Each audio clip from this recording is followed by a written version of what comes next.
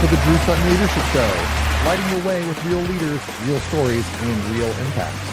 Because when leaders stop growing, the darkness wins. All right, welcome to another amazing episode of the Drew Sutton Leadership Show. Today we have a social innovator. We have a fantastic lady, Serenity Wright. Serenity works at the University of Kentucky, where she is leading the charge for social innovation.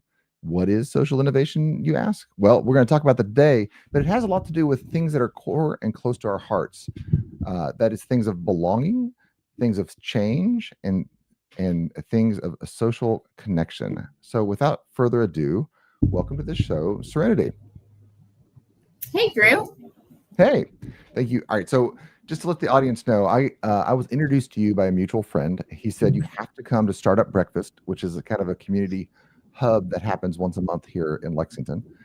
And I was absolutely floored. I've been in the innovation space for a long time. I started back leading research for Fortune 500, I think back in 2015, 2010 timeframe.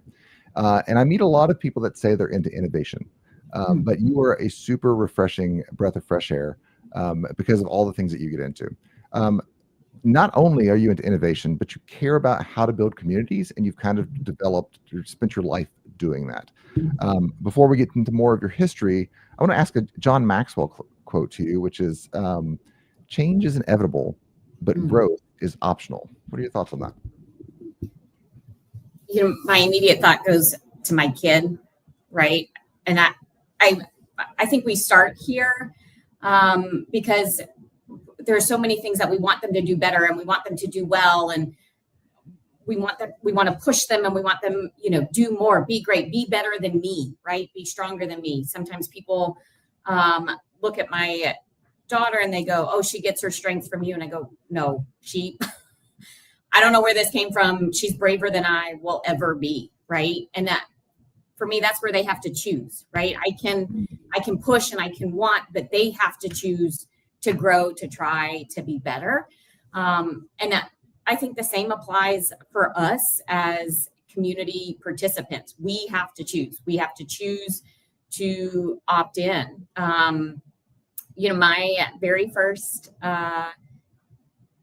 adult job, my very first real job, my boss said in our first open meeting, actually led with a John Steinbeck quote: "It is in the nature of man to rise to greatness when greatness is expected of him."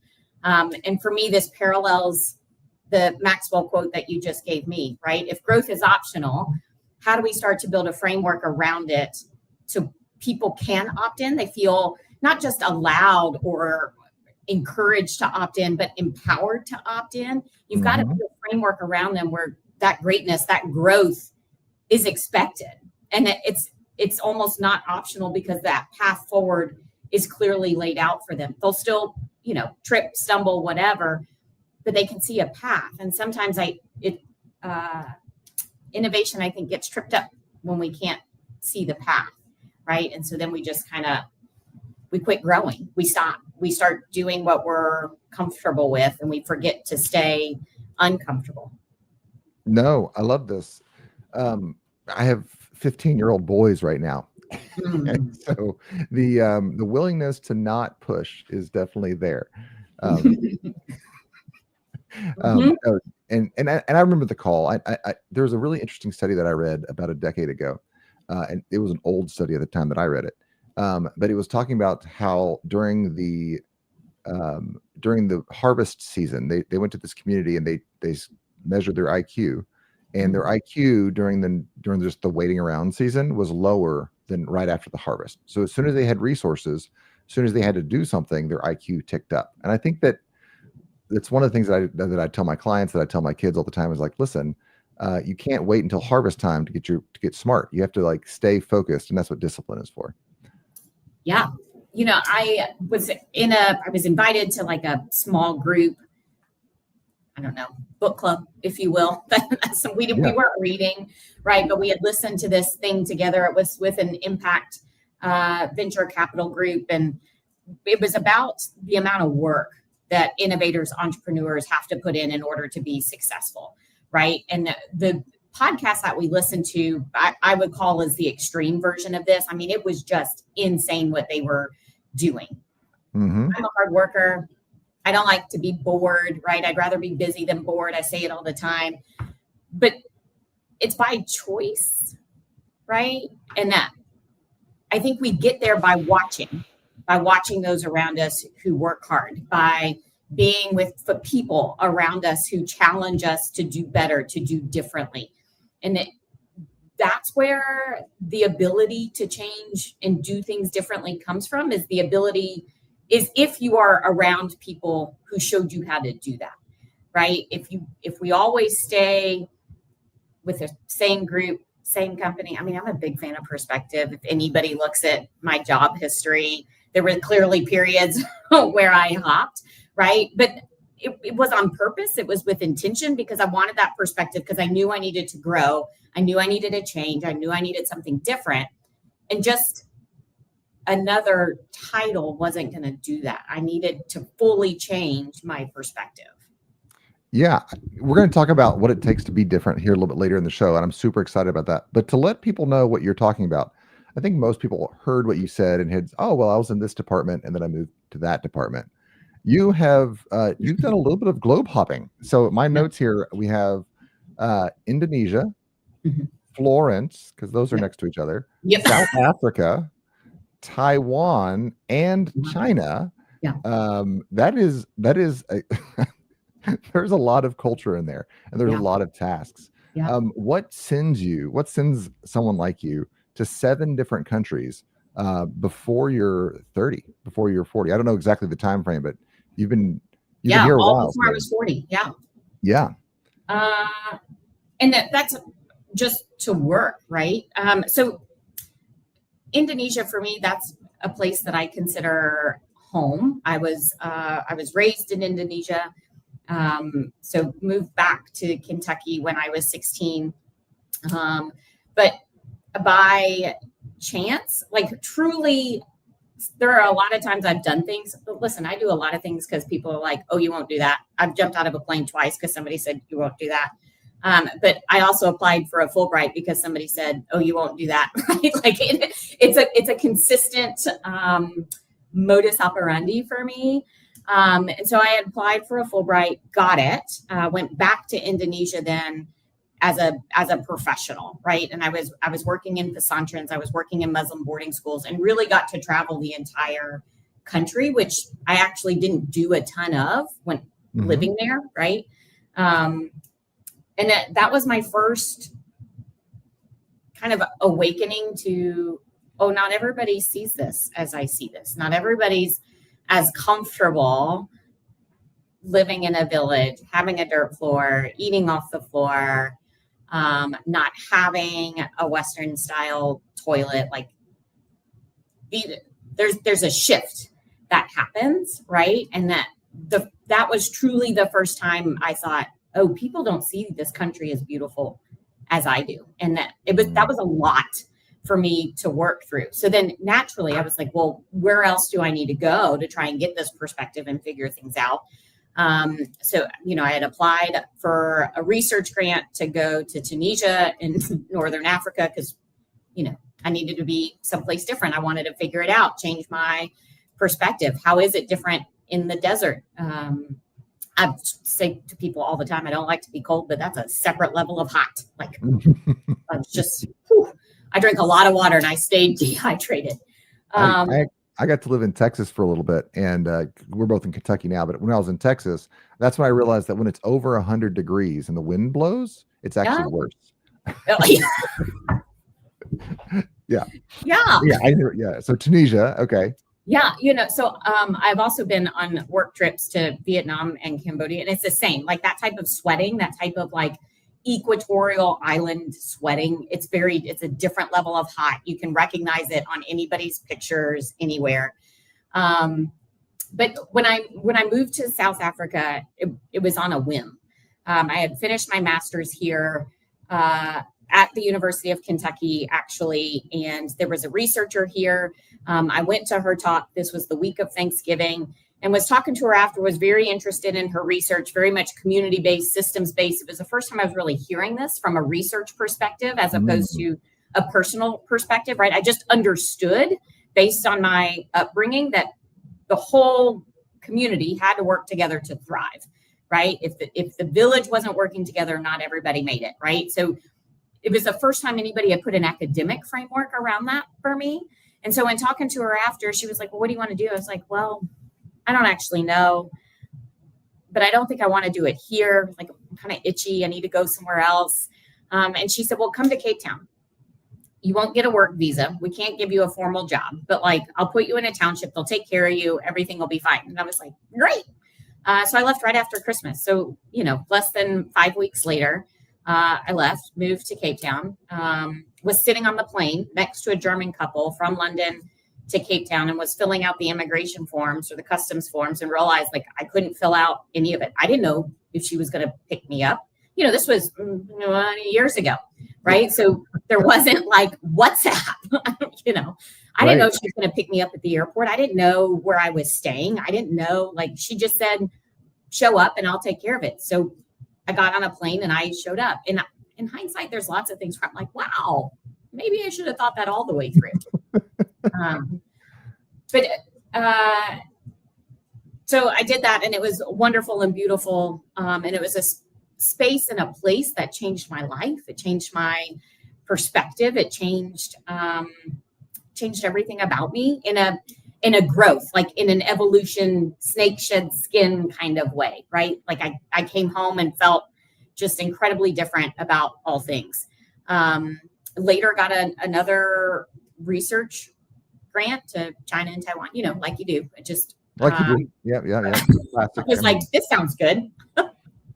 And then, but from a work perspective, kind of settled down for a little bit from a truly spend time in a place as opposed to just 2 days here, 3 days here for some work meetings.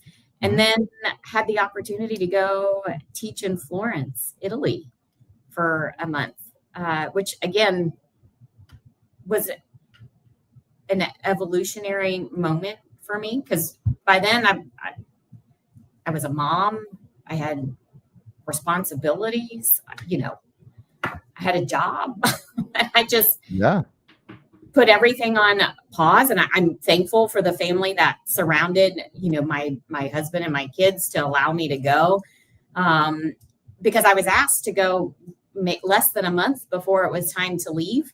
And I can remember going to him and saying, hey, so-and-so just called and asked if I would be a co-teacher to take this group of students. It was summer of 21. So the world was still coming out of quarantine in a variety of ways. And, which was scary because nobody really knew what was going on or how to operate. And I said, I've been offered this opportunity. And he looked at me and he goes, you've already said yes, haven't you? Mm-hmm. Maybe. Right. But like, there was a different level of comfort in knowing, like, I didn't actually have to ask. He knew I was already going and was fully like, yeah, go do that. So all these different cultures, is that what gives you the new perspective on social innovation that you're doing here in town?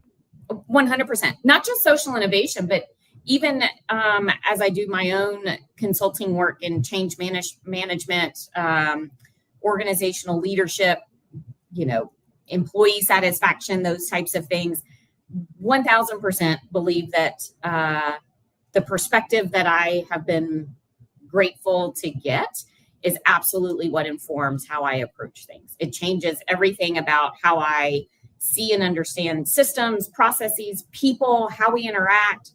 I'm a policy evaluationist by training. Doesn't that sound like a ton of fun? That's close to me, as it turns out. I think that people don't realize that the systems that we put in place as leaders have far-reaching consequences. And so we look at that system, that policy, and we're like, that sounds good. But everybody else is like, oh, crap, that's the new policy. And that dichotomy of how I, as the leader, see the policy as really good guidelines, and the people below me see it as, oh, crap, this now defines my life.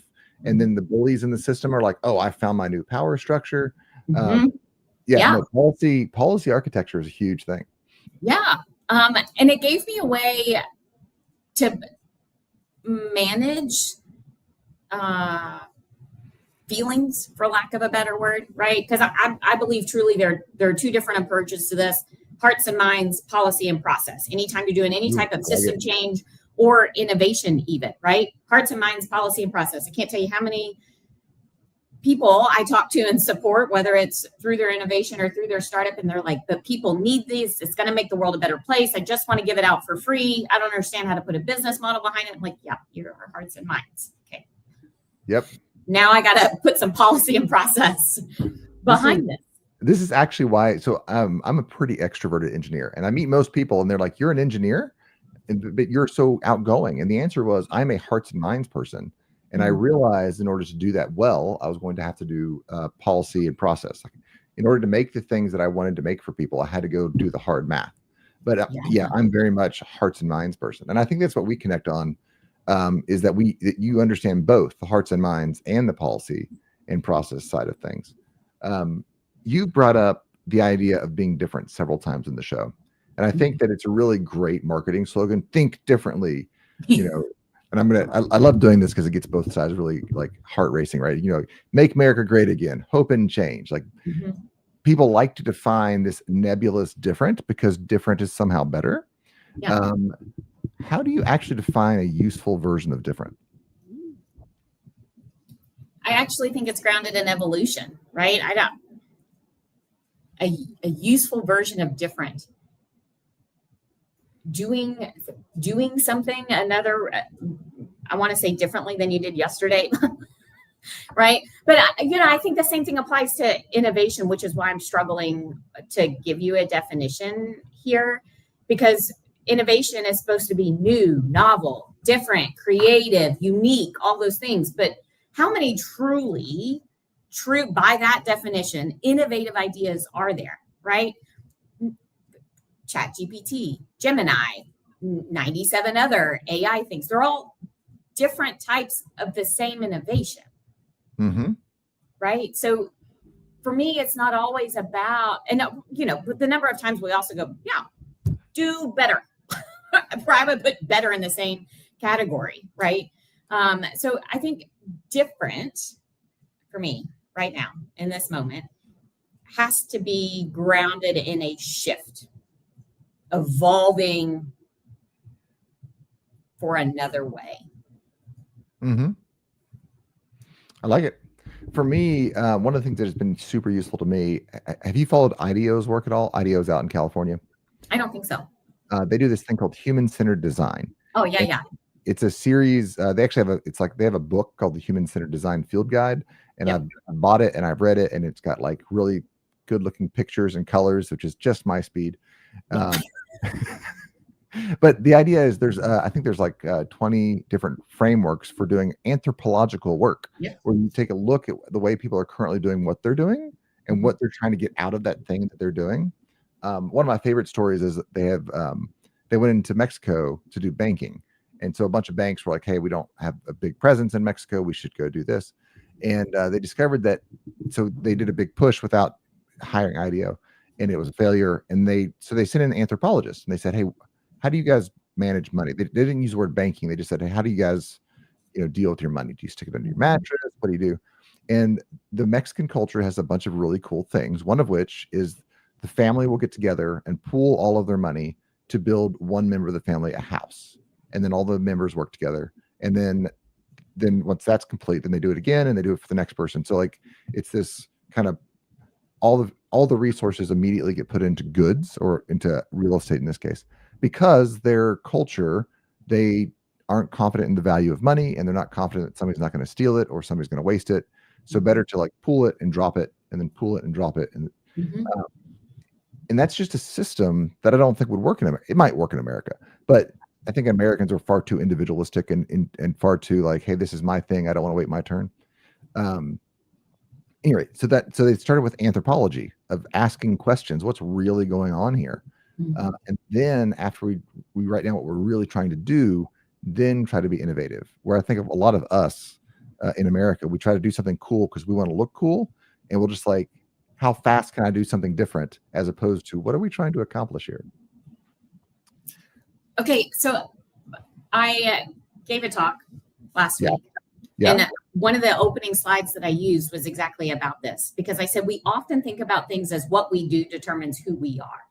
And I said, it's actually not about that, right? Because the lens is wrong. The lens, to your point right now, is why this may or may not work here is because it's external to us actually as individuals, right? It assumes that we're only operating in a way in order to get people to see us differently, as opposed to the core, the intrinsic nature of who we are, right? So instead I said, start thinking about things as who I am determines what I do. Ooh, right. okay. And that's that example that you just gave. As a culture, society, community that understands we are to care, we are to provide, we are to support, right? Then it makes sense to pool money and resources. It makes sense to support each other because that's at the core of who we are. You asked me earlier if my international experience shaped how I saw things or approached innovation. And it does, because at the core of who I am, I understand community. I understand how to uplift, how to do for a collective and make those systems and that policy work. I had to go to school to understand policy. I had to go to school to understand the academic framework, right? I lived human-centered design. I lived liberatory design theory. I had to go to school to understand the academics behind that, the research behind that. I actually love that description. As the school gives you the tools to parse it, but you have to go out and you have to experience the different cultures to really to live it. That's really cool. I like that. I like that a lot. Yeah. So maybe this is why you've said you've always wanted to write a book called The Fortune Cookie in the Salad Bowl. Yeah. And so now if somebody steals that, I'm going to be so mad. I've been holding on to this for a really long time. So, explain to me what you're thinking there, because that's such an out there sort of a statement. Yeah. So, I have truly only recently, the first time I was ever asked to tell my story was in 2020. And there was a global company that said, hey, we open up these 15-minute sessions to all of our employees across the globe. We would like for you to come and speak, tell your story. That's all we want you to do is tell your story. And the way it was framed to me the first time, I thought they were asking me for a recommendation. I didn't think they were truly asking me for my story. Nobody ever asked me to tell my story. People had told me my story, right? I have a distinct memory of sitting next to a friend in a class in college and somebody saying to me, you're Asian, you got to be good at math. Listen, Drew, I still don't know what time the train left the station, nor do I care. Like these wisdom sparkles that you can clearly see on this podcast, like I don't care. I don't care what time the train left the station. And, my dad's a civil engineer, so nothing hurts his soul more than for me to give him a social science answer to a math problem, right? But that's the only way I understand things. So I'd always had my story told for me, but I'd never been asked to tell my story. And so it's only been in the last 5 years, even though I had this title long before then, it's only been in the last 5 years that I've even understood why I liked it. And because it was never about assimilation for me. Does anybody actually want a fortune cookie on top of their salad? No. Maybe a wonton, right? Sometimes we'll do a crispy wonton on something, but nobody actually wants the cookie, right? I don't actually want to assimilate. I don't want to change who I am for a space. I want to be able to be valued as the, what are we going to do with that cookie on there, right? Like, I'm okay with that. That I'm okay with. And I would rather people get curious about why I am somewhere or what value I bring to a space or what my story is or what made me do something than to go, oh, yeah, that makes sense. Of course she did, right? That's what she's supposed to do. Or, well, that's what everybody does, right? I would rather somebody go, And so, again, I've had the title for a really long time. But only in the last 5 years have I learned that it's about truly being able to be who I am and to stand on top of that, stand firmly on that, stand on the salad bowl and go, you may not know that I need to be here, but I'm actually the secret ingredient that you need. I love it. Well, so, all right, this is actually super relevant to our society today because we have, I think, 5 generations in the workforce now. and they are radically different. The way that they gain value, the way that they give value, the way that they give respect, all of those things are very different. A quick snippet. If you're in the builder generation or the boomer generation, information was very hard to come by. You had to work very hard to get information. And so they generally hoard information, and they will give out little nuggets of information to the people that they want to support. Whereas for the millennial and the Gen Zers, information not only was prevalent, it was ubiquitous. It was free to get. And you got 17, they was being shoved down your throat. So the way that we give respect to each other is because we grew up in a world in which our entire life was videotaped. Well, the Gen Zers for sure. The millennials kind of are across that line. So the way that they trade value is in respect, because if you embarrass them, that's on the record forever in the Snapchat window, whatever. So we have these like huge disparities in what respect is and what culture is and what value is. So learning to find, I think a lot of times in change management, the game is to try to assimilate people. Yeah. Is to shove people in a box. Yeah. Or to celebrate complete diversity without any effort whatsoever to figure out how that actually does fit together. Because you have to have a team that like passes information to them. So what are your thoughts on how we as a society or we as an organization can manage that level of diversity productively? Yeah. So just as a funny aside, a college friend of mine, I'm a proud Luddite, despite where I work and what I do. I am a proud Luddite. And he says to me constantly, like, how did you not get on the bus? The rest of us got on the social media bus together. We were in college when Facebook came out. Right. We did it. We all did it together. How did you not get on the bus? And I was like, more importantly, why'd you leave me behind? Right. Like that's usually how I end the conversation. But I think from how do we actually do this? One, it's about respect for difference, right? And we're too busy, to what you said, trying to get everybody to assimilate, that we forget to just like, it's okay. We don't all have to X, Y, or Z. And at the same time, we all don't have to have all of these things, right? We don't have to do, it's not an all or nothing. And we're such a binary culture that we tend to do that. It's either got to be all the things or nothing, right? And so I talk often, and that there's pictures all over the internet of me doing this, about the different sunglasses that I feel like people wear. This is how I teach people about seeing others differently. Okay. And I pick sunglasses on purpose because it's a shade, right? It's meant to protect your eyes. It's meant to keep you from harm. And so we put these on, all these different layers of who we are, right? Yep. So growing up poor in Indonesia, right? Understanding collective village mindset, but also having a doctorate in policy measurement and evaluation, being a mom, being an employee, being a leader in my office, right? I walk around with all of these sunglasses on my head at all times. And all I do is flip them up and down, very similar to going to the eye doctor, right? 1, 2, 1, 2, right? So we flip them back and forth. And whichever one is dominant in the moment when we're talking to somebody, right? That's the one that we are seeing the world through, right? And that's how we're understanding people. This is where the hearts and minds sit, right? So then if we're trying to actually create a space where people do feel welcomed and people do feel valued, right?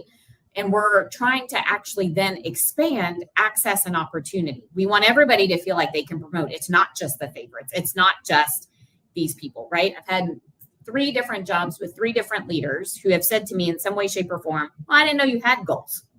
Like, Drew, how long into our conversation before you knew I probably had goals? Like, I think like we shook hands. Yeah, right? Like it doesn't take much, right?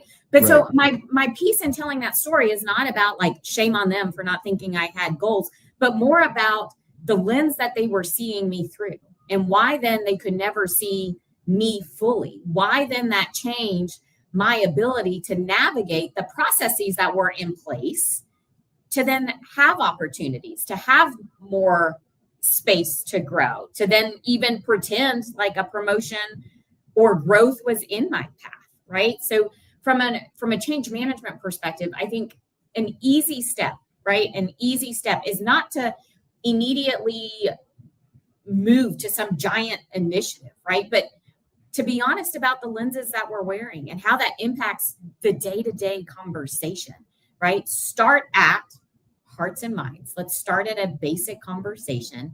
And can we respect each other for our different paths, right? Despite my disdain for math, I can appreciate that you're an engineer and what that takes, right? But I don't have to also be an engineer. I don't have to love math to talk to you, right? I just have to respect that you do, right? And the ways in which numbers then play into my world is a little bit differently. I don't need to know what time the train left the station, but I do need to understand the data to then change what path I take or what train I get on. Yeah, I love that.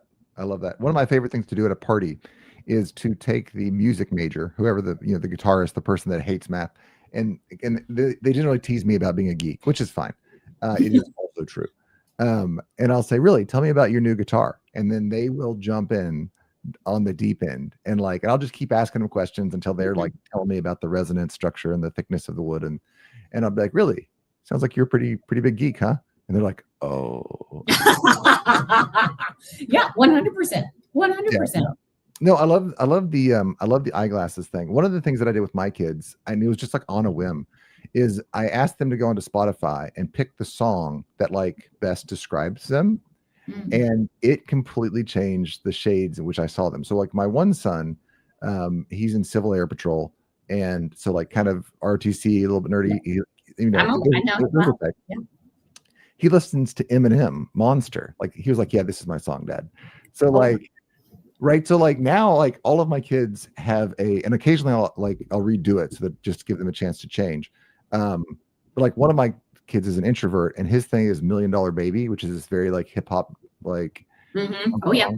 And it changes how you see them, because like now when I look at each of those kids, I was playing a song in my head that I thought fit them, but then they told me the song that actually fit them. And it was like, wow. It's a fun exercise. I actually do it at parties a lot too. I love this exercise. When my youngest child was in first grade, and she's young, so she's in sixth grade now, she should be in fifth. So when she was in first grade, as a young first grader, moved school districts, she had to change schools. So she starts January of COVID school, right? Oh, nice. Online school, right? A new school, all the things. And so at the end of the day, I made her sit next to me, right? Because I wanted to make sure she was focused, paying attention. We were doing all the things. So I made her sit in the desk next to me.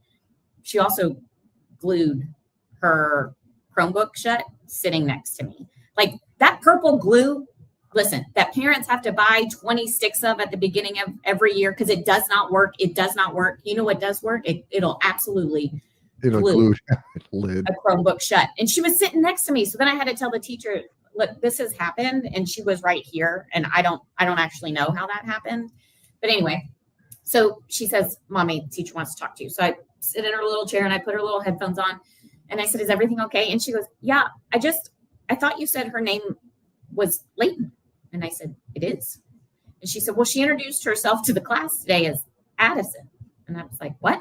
And she said, she introduced herself as Addison. Do you know where she got that? And I said, well, I mean, yes, it's her middle name, but I didn't know she knew that. Like, we've never talked about it. I didn't know she knew that. And she was like, okay, like, it's not a big deal. I'll put whatever name she wants at the top of the sheet. But before I send all her materials home, since she's new to the school, I just wanted to double check. And she said, will you try and bring it up at dinner, but like super casually? I don't want her to feel some kind of way about this. I'm already like, oh my God, what have we done? Right. So we get to the dinner table and, similar to you now, I'm like, this is not how I see my kid. Like I worked really hard on names. And so I'm trying to wait for the right window. I casually bring it up and she goes, yeah, it's my middle name. And I said, okay, but like, how did we get here? I can't remember exactly what I asked her. And she goes, oh, Mom, because I'm named after Addison from Zombies. Oh. I'm like Addison in Zombies. And then she says to me, Drew, Addison brings the monsters and the people together. I will bring people together. I want to be known as Addison. Oh. And I was like, great. There we go. Whatever you want now. So now she's Addison still? No, she went back to being Leighton, but I no longer felt like I haven't parented her in 5 years. Like I already won the parenting thing. She said the right thing. I'm all done. Like I've opted out. That's a ever scream. since. That's a scream. All right. So I love this. I like, man, kids are so amazing. The things that they say, I'm kind of like stumbling over Addison's deal here. What other systems? You wanted to be known as the undead. Right. Again, that's the shades that we learned. And then she was like, no, zombies are great people. Yeah. They bring people together. Exactly. Changes how you see everything. Okay. So what are some other quick systems that you like to use to help a team come together? For me, I super love cards. Like I have a whole, like I probably have 5 or 6 decks of like question cards, and I'll just bring them. I keep them in my traveling bag, and then I'll just put them out. Because I find that when you pull a card, it's not me asking you a vulnerable question. The card's like, we're both victims of the card here. Like, yeah. Like the card. And that's how we bond. Yeah, 100%. Yeah, and then that's how we bond. Whereas if I ask you, like, I don't know, I can't even think of it. If I ask you a question, then it would be weird. So I like cards a lot. What other tools do you like to use to help people get to know each other and to find their cookie in the salad? So let me start with, nobody hates an icebreaker more than me. No. Okay. But to the point, like I had an innovation come through a couple years ago. It's called Giant Group Games. And when they told me what it was, I was like, no, I'm out. I can't do it. I'm just in my soul. I can't do it. But what I learned, and this is what I think is important. So I'm going to start with the end and then I'll answer your question. What I learned in working with them was it wasn't actually the icebreakers that I hated. It was the lack of intentional facilitation of the icebreakers that I hated. Yes. Right. And so to go through this book with them and start at, here's the impact we're trying to make, and then work through the activity, I was like, oh, I get it. When we released this book, it became a #1 bestseller across the country overnight, within months. I mean, overnight. It was incredible. And I ended up telling them, like, the important part here is the intentionality behind it, because everybody thinks they can facilitate something. But if you're not doing it from a place of intentionality, if you're not really focused on the impact that you're trying to make or have, even if it's surface level, right? Like, that's why I love the cards. Like, at the end of the day, we can at least, whether we liked the activity or not, we will both bond over we were a victim to the card. And I like that, because there's intentionality and purpose, and we will all still be talking about that, I promise, right? And that's what you want them to do, right? That's the intentionality behind it. That's the impact behind it, is to just keep them talking later, right? So I like that. One I have, especially for senior leadership teams, one that I have really liked is as they talk to me in that first meeting, I ask them to answer, if you really knew me, you would know that I. Oh, that's good. And so it's not about their role. It's not about what they do in the organization. If you really knew me, you would know that I. And that the things people have shared openly in that space, very rarely do I have somebody say something like, I really like to read, or, try and give me an answer that is just barely below surface level. You know what I'm saying? Like, how can I skirt the line here? Very rarely do they do that. And it has always felt to me like they were just looking for an opportunity for the people in that room, not me, for the people in that room to know this about them, right? I actually love Disney because it reminds me of whatever, and it always makes me cry. Or, like there's always something. I was working with one organization, and as we ran around, it's a statewide organization, as we ran around the room of this C-suite, I think 8 out of the 11 people said, I'm actually incredibly sensitive and emotional, and I cry a lot, and here are the things that make me cry. That was their opening. And by the time I got around the table, I was like, oh, wasn't prepared for that. And then I wasn't really sure, then as a facilitator, I was like, okay, and moving on. Thanks for sharing. Thank you for that. We were actually looking for level 1, but thank you. Okay, we've skipped to step 4, but cool. I'm ready. That's fantastic. No, that's cool. Actually, one of my things that my wife and I talk about all the time, and she has what I call the Persian rug gifting, which is people just say stuff to her. Like it's like they come in out of the desert and they're just like, oh, we moved a couple of times across to Texas and back. And you really long to be known. You long to be seen and to be known. Yeah. And that is a universal desire. And I think that the more that we as leaders can do that, I think is fantastic. So what is up next for Serenity? What are you what are you working on these days? What's up next? We're kind of running out of time for the show, but I want to give folks an idea of how they can connect with you and support you as you move forward. Yeah, well, I hope I never have to move again. Okay. To your point about moving, like I don't want to do that. I mean, I would for the right opportunity, but there's nothing I hate more than packing up my life, right? Like, because I'm not getting rid of the books. Yeah, I'm just not. I had a whole truckload of books. We have moved. Well, I guess twice, but that was traumatic for a lot of ways. And this is funny. You'll appreciate this because you know me. I so desperately want to be helpful, right? I just want to be helpful. And it was insanity as we were moving this last time, also during full quarantine. And so we had hired a moving company to help us, because we are the meme where we've reached the age where a 6-pack and a pizza is no longer appealing to our friends to help us move, right? Like we're beyond that. Yes. And as they were unloading things off the truck, like I was going onto the truck, I wanted to get things. And finally their manager in charge was like, ma'am. And I was like, please don't ma'am me. You were ma'amed. Ma'am. That's funny. And he said, I need you to stand right here. I know you're trying to be helpful. We appreciate that. But the way you can be helpful, and he managed me so well, the way you can be helpful is for you to stand right here. Because you're the only one that knows where these things are supposed to go in your house. Mm-hmm. We don't know that. So when you keep disappearing to load and unload the truck, we don't know what to do with your things. And I was like, oh. Well done, sir. Well done. Awesome. But so anyway, to your thing about moving, people do want to be seen. I think that's why we tell our stories. So what's up next? For me, I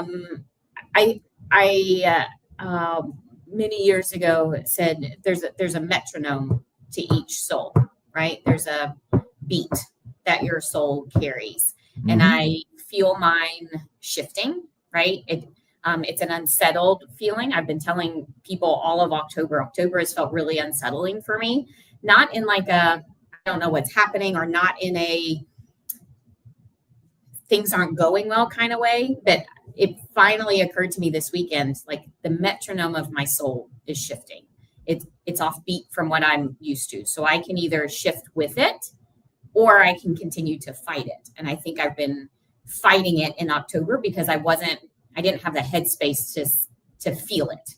Right. And I think I found that this weekend. So we've got lots of projects related to community health. We have big goals in terms of improved health outcomes for the Commonwealth and how we want to do that, and doing that through a community-based systems design model, through a human-centered design model. It's no small feat, right? So from a project perspective, that's a big goal, is to make a difference in people's lives. Personally, from a project perspective, I need to respond to the beat that I feel inside and see where that takes me, see how I shift with that. And then in the consulting space,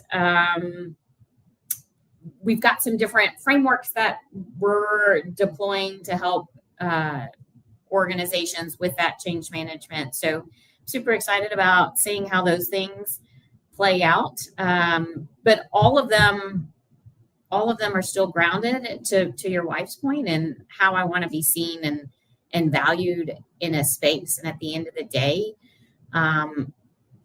nothing else matters. I love it. All right. Well, if you are listening on the show and you have an organization and you feel like the beat is off and you want to connect with Serenity, what is the best way for them to connect with you? LinkedIn, probably. All right, Serenity Wright. I'm looking up your LinkedIn profile here so I can throw it up there. Oh, perfect. Thanks. Very cool. Well, Yeah. and then what's your official title? Because we haven't really talked about this. I just had you on the show, but what's your official title at UK Innovate? Yeah, official title is Senior Executive Director for Innovation, Community Health, and Societal Impact, which literally means I can do anything or everything, because what doesn't fall in one of those 3 buckets? And I get to do what I want, when and how I want. Manage to sucker them into a title to let me do what I want to do. And that is success, I think, right there. Right? All right. Well, if you're looking to connect with Serenity, if you want to find out more about how you can help people belong instead of assimilate, if you're looking at the generational divide and you're looking at what you're currently offering and asking yourself, how can I help innovate in a productive, healthy way? Reach out to Serenity here at her LinkedIn. That's linkedin.com/in/serenity-write-353357106. Serenity, we're going to have to talk about your social media. I know. It's future Serenity's problem. That's future Serenity's problem. I love it. Well, thank you so much for being on the show. And with that, we are